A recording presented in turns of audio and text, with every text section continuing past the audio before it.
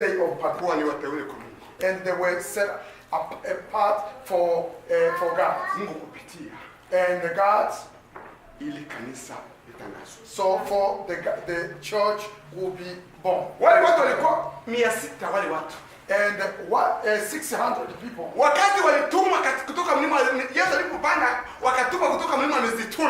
when they were sent from Zion, they were 600.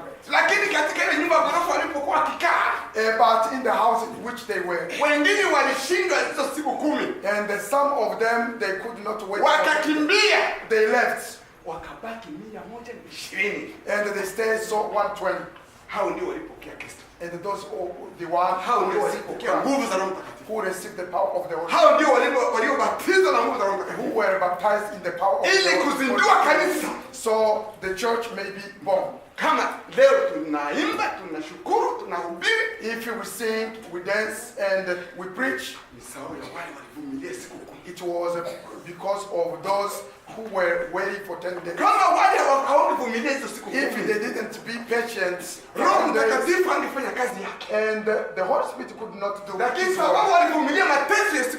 Because they waited, so they were patient for 10 days. And they were completed by the new flower. And the church was born. Amen. And it was a proclaimed in the world. And all the world is now full of Church of God. Because of 120 people. Amen.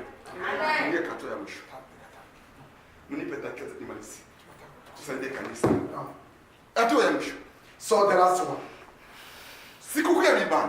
So the day of the harvest. So they would ring the trumpets. So the time of the trumpets. It was done in the month, the 9th month of the calendar of June. And this was so to prepare so that the last harvest, the biggest one. And this was those who were keeping so the harvest in the fields. The 10, so the 10th month they got in the calendar of Jewish. And all the food would go taken to Jerusalem. And so the celebration would be made. There was 2 meanings. They would remember how they spent time in wilderness or in desert in tents. And they would know how they give the offering from the field. After the trumpet, they would make the covenants. And that is the time, so the high priest would enter the holy and the holy of the holy, so for the forgiveness of the people. He would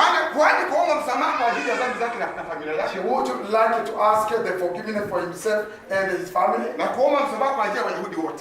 ask the forgiveness for the all Jewish. For what? Because you cannot approach God without sanctification. So the sins of the all the year. That is why the high priest would enter the holy of the most holy. So that would bring so the sanctification in the people of Israel. And after the covenant, so they would celebrate the celebration. So what was the meaning of and the last harvest, what did that mean? This was the meaning of the church. And as the church was provided the day of the Pentecost. Litakuwa na mwisho wake, mwisho wa mwaka, mwisho wa mwaka tunasema kama mwisho wa dunia. And this was going to be at the end of the year, which means at the end of the time. Au mwisho wa siku za mwisho. It's so the time of the end. Kanisa litanyakuliwa mbinguni. Which hapa. Okay. Tafadhali kusaidia. Tatusaidia lakini tunamuda tuache mfufisufani nimalize kwa dakika 2 tu. Okay, I'm trying to say that naomba kanisa we are running and say that we need some more time. Hii inatufaa zaidi hata tuwe miaka hapa bila kuwa na neno la Mungu ndani. Hili halifai kitu. Haleluya! Wakati tuko katika sheni pastor hurumia tuweze kumaliza kwa dakika 2 mtaenda vingine. Na Mungu atatusaidia tutamaliza salama. Salama. Amen. Amen. Nimesema hivyo tembea wakati na mimi nimenisamea. Nimalize nafika mwisho. Nasema hivi, siku ya kibanda inamaanisha mwisho wa kanisa kuchukuliwa mbinguni mara moja. And this is the meaning how the church will be taken to heaven. Hapo ndipo itakuwa mwisho wa kanisa kama mavuno makubwa ya mwaka. And this will be the end of so the time when the church will be taken. Hapo ndipo tutaingia katika sherehe kubwa. So that is where we enter in the big celebration. Hiyo kinyume na hizo zote ambazo tunafanya. And which will be different with the other things out there. Na ndio lengo ya imani ya kanisa. And this is the goal of the church. Ni kuingia katika sherehe kubwa. It's to enter so the big celebration. Kama kuna Mungu akiwa. So as the harvest of the Spirit. Mungu akusaidie sana, Mungu akusaidie. And may God help every one of us. Usimame imara. So to stand firm. Siku moja ufike machoni pako. And so you may enter in the presence of the Lord. So we may rejoice before. Hiyo ndio Pentecost, hiyo ndio sabato ya kanisa. And this is the Sabbath of the church. Tupumzike mbele za Bwana. And so we may rest before God. Kama vile mwandishi wa kitabu cha Ibrania anasema. And as the writer of the book of Hebrews, sura ile ya 4, the 4th chapter, utasoma mstari wa 8. And we read the verse 8. Kwamba tuna sabato kamili. We have a good Sabbath ambao Yoshua alitangaza. That was proclaimed by the church. Tufanye nguvu kila mtu asikose kuingia katika sabato. And so everyone may try to enter that kind of Sabbath. Ndio sherehe kubwa ya kanisa. This is what we are wearing as the church. Hiyo ndio neno la Mungu. And this is the God's word. Na Mungu atusaidie sana. May God bless us. Amen. Amen.